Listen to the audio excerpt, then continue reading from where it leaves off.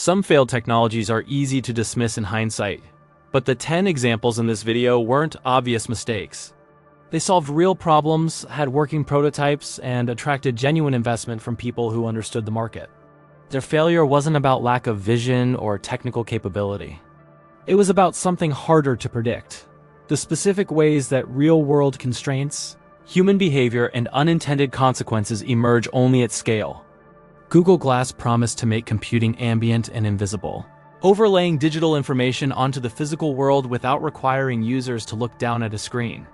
It positioned itself as the next evolution beyond smartphones, offering hands-free access to navigation, communication, and information retrieval through voice commands and a heads-up display. Why it made sense? The logic was compelling. People were already glued to their phones, constantly switching context between the digital and physical worlds. Glass offered to eliminate that friction by placing information directly in the wearer's line of sight. Early developer editions generated genuine excitement among technologists who saw potential applications in medicine, manufacturing, and field work where hands-free access to data offered clear operational advantages. Why it failed? 3 problems converged. First, the social cost was immediate and severe. Wearing glass in public triggered discomfort and hostility because bystanders couldn't tell when they were being recorded, creating what became known as the glass hole problem. Second, the actual use cases for consumers were surprisingly narrow. Most daily tasks were easier to accomplish by simply pulling out a phone rather than speaking commands, allowed in public, or navigating an interface literally in your face. Third, the hardware wasn't ready. Battery life lasted only a few hours under normal use. The display caused eye strain during extended wear, and the $1,500 price point positioned it as a luxury item that didn't deliver luxury-level utility. What replaced it? Augmented reality migrated to smartphones through apps like Pokémon Go and AR shopping tools, while enterprise-focused AR headsets from companies like Microsoft and Magic Leap targeted specific professional environments, where the value proposition was clearer. 3D televisions promised to bring the theatrical experience home, offering depth and immersion that would transform how people watched movies and sports. Manufacturers positioned 3D as the next mandatory upgrade cycle after HD, suggesting that flat images would soon feel as outdated as standard definition. Why it made sense? Avatar's box office success in 2010 demonstrated consumer appetite for 3D content, and manufacturers needed a reason to convince households to replace their recently purchased HD sets. The technology piggybacked on existing display infrastructure with relatively minor modifications, and early adopters reported that certain content, particularly animated films and sports, did offer a genuinely enhanced viewing experience that justified the premium. Why it failed? The format required too much from viewers in exchange for too little benefit. Wearing glasses at home introduced friction that people tolerated in theaters but resented in their living rooms, especially for casual viewing or when multiple people wanted to watch together. Content remained scarce because studios were reluctant to invest in 3D production when the installed base of 3D sets stayed small, creating a chicken and egg problem. Most critically, the experience degraded rapidly outside ideal conditions. Viewing angles mattered. Brightness dropped significantly with the glasses on, and many viewers experienced eye strain or headaches after extended use. What replaced it? 4K resolution and HDR became the next display upgrade cycle, offering visible improvements without requiring behavioral changes or additional equipment. The Segway promised to revolutionize urban transportation and eliminate short car trips by offering a fast, effortless, and environmentally friendly alternative to walking. Pre-launch hype suggested it would transform city planning and become as common as bicycles. Why it made sense? The engineering was genuinely impressive. The gyroscopic self-balancing system worked reliably and required minimal learning. For certain use cases like warehouse operations, airport security, and urban tours, it offered real advantages by covering ground faster than walking without the exertion of cycling. Early adopters and city officials tested it enthusiastically, and the device generated legitimate interest from police departments and facility managers looking for efficient mobility solutions in large spaces. Why it failed? The Segway solved a problem most people didn't have and created new problems in the process. At roughly $5,000, it cost as much as a used car but couldn't go where cars went, and wasn't welcomed where pedestrians walked. Sidewalk use was legally ambiguous and socially awkward, while roads were dangerous. The device was also conspicuously bulky and difficult to store or transport, eliminating its utility for multimodal trips that required taking a bus or train. Most fundamentally, it was slower than biking, more expensive than an electric scooter, and occupied an awkward middle ground where it was clearly superior to existing alternatives for any common use case except indoor industrial environments. What replaced it? Electric scooters and e-bikes offered similar benefits with lower costs, easier storage and simpler operation, while also being more socially acceptable and legally clearer in most jurisdictions. Smart refrigerators promise to manage household food inventory, suggest recipes based on available ingredients, create automated shopping lists, and order groceries directly. They position the kitchen as a digital command center for household management. Why it made sense? Food waste from forgotten groceries and expired items represented a genuine household problem, and refrigerators had long life cycles that justified higher upfront costs if the features delivered ongoing value. The devices leveraged the internet connectivity becoming standard in homes, and the rise of grocery delivery services suggested that automated ordering could actually work. Internal cameras that let users check contents remotely seemed genuinely useful for avoiding duplicate purchases. Why it failed? The features created more friction than they eliminated. Internal cameras required users to carefully organize their refrigerators so items were visible, which conflicted with how people actually use the appliance stacking items, using opaque containers and frequently rearranging based on what needed to be eaten soon. Touchscreens on refrigerator doors placed interfaces at standing height in often dim kitchens, making them less convenient than simply using a phone or tablet already in hand.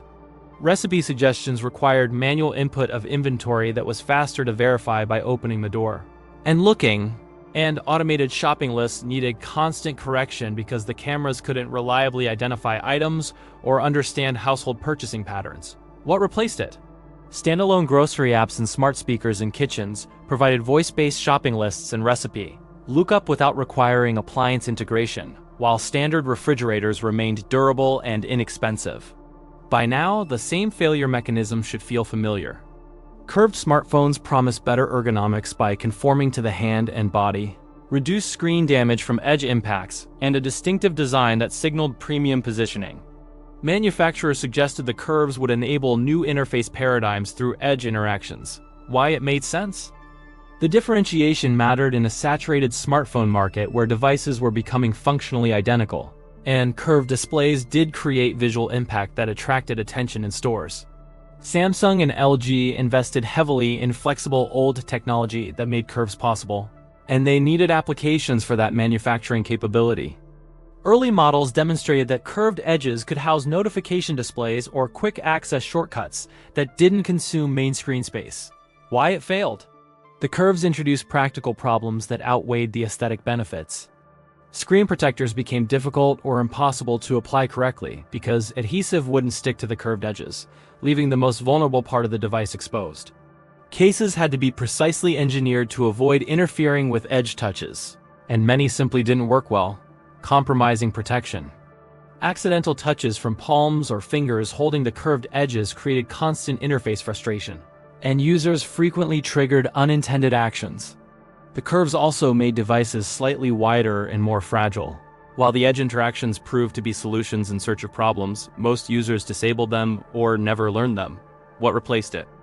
Smartphones moved toward flat displays with minimal bezels, achieving screen-to-body ratio improvements through engineering refinement rather than curves. Consumer 3D printers promised to bring manufacturing into the home, allowing users to create custom objects, repair broken items by printing replacement parts, and gradually reduce dependence on mass-produced goods. The vision suggested a future where designs were shared online and anyone could produce physical objects on demand. Why it made sense? The desktop publishing revolution provided a compelling parallel. Just as home computers and printers had democratized document creation, 3D printers would democratize object creation. Prices dropped from industrial-scale tens of thousands to consumer-accessible hundreds of dollars, and online repositories like Thingiverse offered thousands of free designs. Makerspaces and educational institutions embraced the technology, creating genuine communities of users who demonstrated that the hardware did function as advertised. Why it failed? The reality of home 3D printing revealed a massive gap between capability and utility. Print quality required extensive calibration and troubleshooting, bed leveling. Temperature adjustment and material settings needed constant attention, turning each print job into a technical project rather than a simple task. Print times were measured in hours for small objects and days for larger ones, and failures were common enough that users needed to monitor prints or risk wasted material and time. The material itself, primarily Play-A plastic, produced objects that were weaker and less refined than injection-molded equivalents. Most critically, people discovered they simply didn't need to manufacture objects at home. The specific item they needed was usually available for purchase at comparable or lower cost with superior quality. What replaced it? 3D printing services and online custom. Manufacturing platforms allowed people to order professionally printed items when needed, while the technology matured in professional, medical, and industrial contexts where the benefits justified the complexity. The same gap between promise and reality appeared elsewhere. Touchscreen only controls promised sleeker interiors, infinite interface flexibility, and the ability to update functionality through software without physical modifications. Car manufacturers and appliance makers positioned them as premium features that would age better than mechanical controls. Why it made sense. The smartphone revolution had trained users to expect touchscreens, and physical buttons represented fixed functionality that couldn't adapt to new features or user preferences. Touchscreens offered cost savings at scale by consolidating multiple control systems into a single display, and they enabled over-the-air updates that could improve the product after purchase. Tesla's success with center screen controls suggested consumers would accept the transition if the interface was well designed. Why it failed. Touchscreens eliminated tactile feedback that users relied on for eyes-free operation, particularly in cars where looking at a screen to adjust climate or audio controls diverted attention from the road. The lack of physical buttons meant every action required visual confirmation, transforming simple adjustments into multi-step processes that took longer and required more cognitive load. Touchscreens also degraded the experience they were meant to enhance. Fingerprints and glare were constant issues, and the interfaces often lagged or required multiple taps to register inputs. The flexibility promised by software updates rarely materialized in ways that mattered to users, while the inability to operate controls by feel represented a tangible daily frustration. What replaced it? Hybrid approaches emerged that combined touchscreens for complex menus with physical controls for frequently used functions, and voice control began handling some tasks that touchscreens had absorbed. Smartwatches with cellular connectivity promised to free users from carrying phones, offering essential communication and fitness tracking in a minimal form factor that was always accessible. The vision suggested that phones would stay at home while watches handled calls, messages, and quick information needs. Why it made sense. The trajectory from desktop to laptop to smartphone suggested continued miniaturization, and watches offered the last practical location for computing on the body. Cellular-equipped watches eliminated the need for phone proximity, and for specific activities like running or quick errands, leaving the phone behind had obvious appeal. Fitness tracking and health monitoring provided compelling always-on use cases that benefited from constant wear. Why it failed. Watches couldn't replicate enough phone functionality to justify leaving the phone behind for most users. Screen size limitations made extended reading, navigation, and media consumption impractical, reducing watches to handling only the most basic tasks. Battery life with cellular-enabled typically lasted less than a day, often requiring daily charging even without heavy use. Most critically, people discovered they didn't actually want to take calls on their wrist, and public speaking into your watch felt awkward socially and functionally, and the audio quality was poor compared to holding a phone. What replaced it? Smartwatches evolved into companion devices that enhanced phone use rather than replacing it, focusing on notifications, fitness, and quick glances while assuming the phone remained accessible. Virtual worlds like Second Life promised to become parallel digital societies where people would socialize, work, create, and build economies with real monetary value. The vision suggested that digital presence would eventually rival or exceed physical presence in importance. Why it made sense. Early online communities demonstrated that people formed genuine relationships and invested significant time in digital spaces, and broadband adoption made persistent online worlds technically feasible. Users did create impressive digital content, virtual real estate sold for real money, and companies opened virtual storefronts. suggesting economic activity could sustain the ecosystem. The open-ended nature of the platforms allowed for emergent behavior and creativity that seemed limitless. Why it failed? The friction of participation was too high relative to the rewards. Creating and customizing avatars required significant time and technical skill. Navigating three-dimensional virtual spaces was clunky with mouse and keyboard controls, and the social dynamics often felt artificial rather than natural. Virtual worlds demanded dedicated attention. You couldn't easily multitask or step away, making them more demanding than text-based or even video chat alternatives. The lack of structured goals meant that after initial exploration, most users struggled to find compelling reasons to return regularly. Most fundamentally, the graphics and interface never achieved the seamlessness required to make digital presence feel natural. The technology consistently reminded users they were operating software rather than existing in a space. What replaced it? Social media, messaging apps, and video calls provided easier digital connection without requiring complex interfaces, while gaming platforms offered structured virtual experiences with clear goals. Fully automated homes promised to handle routine tasks without user intervention, adjusting temperature based on occupancy, ordering supplies before they ran out, managing energy consumption for optimal efficiency, and learning household patterns to anticipate needs. The vision suggested that homes would function as intelligent assistants that freed occupants from mundane decision-making. Why it made sense. Individual smart home devices like programmable thermostats and automated lighting demonstrated that home automation could deliver real convenience and energy savings. The proliferation of sensors and the maturation of machine learning suggested that systems could become sophisticated enough to handle complex decision-making autonomously. Tech companies invested heavily in home automation platforms, and the integration of voice assistants provided a unified interface that seemed to solve the fragmentation problem that had plagued earlier attempts. Why it failed? Automation broke down when it encountered the variability and unpredictability of actual household behavior. Systems trained on patterns struggled when those patterns changed, guests staying over. Schedule variations, seasonal differences, or simply changing preferences meant that automation frequently made wrong decisions that annoyed rather than helped. The complexity of integrating multiple devices from different manufacturers created reliability problems where a single component failure could break entire automation chains. Users also discovered they valued control more than they valued automation. Having the house make decisions autonomously felt like a loss of agency rather than convenience, especially when those decisions were wrong. The promised learning curves never flattened sufficiently, and households ended up either disabling automations or spending significant time maintaining and adjusting them. What replaced it? Voice-controlled smart home devices that respond to explicit commands, rather than attempting autonomous decision-making, became the dominant model, giving users control while reducing manual interaction. The failure mechanism shifts, but the outcome remains consistent. These 10 examples share something beyond their failure to achieve mainstream adoption. They all solved problems that were real, but either not urgent enough to justify the costs they imposed, or solvable through simpler alternatives that already existed. The gap wasn't usually technical, the engineering worked.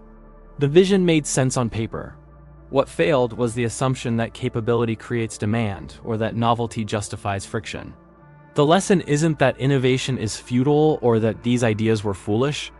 It's that the distance between a working prototype and a product people choose to use every day is filled with details that don't reveal themselves, until scale forces them into view.